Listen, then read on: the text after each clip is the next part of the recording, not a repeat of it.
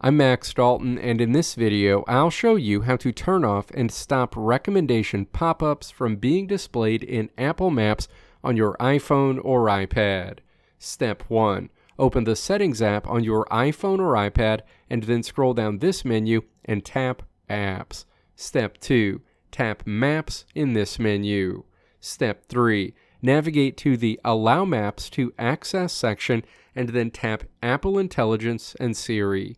Associated options are shown. Step 4. Find the toggle labeled Show in App and then tap to turn it off.